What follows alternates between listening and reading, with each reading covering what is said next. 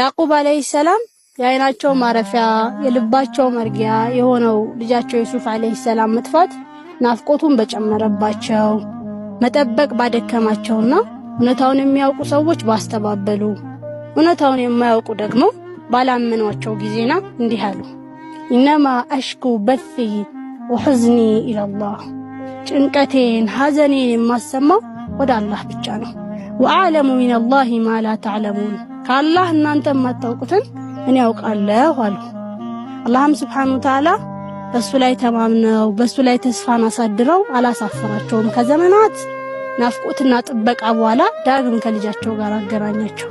ናፍቆት መጠበቅ ባደከመንና ሰዎች ደግሞ ባስተባበሉን ባላመኑን ጊዜና ይሄን የቁርአን አያ እናስታውስ። ኢነማ አሽኩ በሲ ወሁዝኒ ኢላላህ ጭንቀቴን ሐዘኔን ሁሉ የማሰማው ወደ አላህ ብቻ ነው። የጫጉላው ምሽት ነገሩ እንዲህ ነው። በሁለቱ ሙሽሮች መሃል ኒካህ ታስሯል። ምሽት ላይ ሙሽሮች ረካዓተን ከሰገዱ በኋላ የሚቀምሱት ቀርቦ ባልጁን ምግቡ ላይ ያሳርፋል። ሙሽራይቱም ምግቡን ከመመገብህ በፊት እናትህን ጥራቸውና አብረውን ይመገቡ ትለዋለች።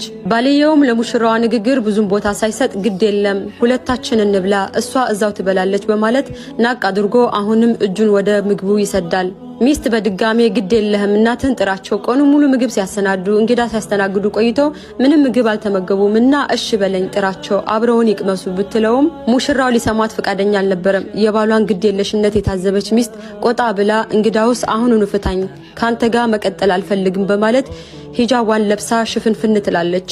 ባለም ተደናግጦ መለማመጥና መለመን ቢጀምርም ሚስት ከአቋሟ ፍንክች አላለችም። ባል የሚስቱን አቋም ለመቀየር ብዙ ቢጥርም ሚስት በአቋሟ ጸንታለች።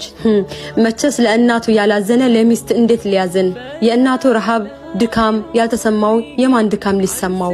ሙሽራዋ እንደማያዋጣት ተረድታለች። የሀገሬ ሰው የሚያጠግብ እንጀራ ከምጣዱ ያስታውቃል እንደሚለው አሁን ሙሽራዎቹ ተለያይተው በዚህ ሁኔታም አመታት ተቆጠሩ። ከ25 አመታት በኋላ የቀድሞዋ ሙሽራ በአንድ መንገድ ላይ በፈረስ ላይ ተጭና በግራና በቀኝም በአራት ፈረሰኞች ተከባ እየተጓዘች ነው። ድንገት በመንገዷ አንድ እጅጉን የተጎሳቆለ የቆሸሹ ልብሶችን የለበሰና ሰውነቱ ቁሽሽ ያለ ሰው ትመለከታለች። እሱ ባያውቃትም እሷ ግን የቀድሞውን አውቀዋለች። ለካስ የቀድሞዋ ሙሽራ ሆኗል።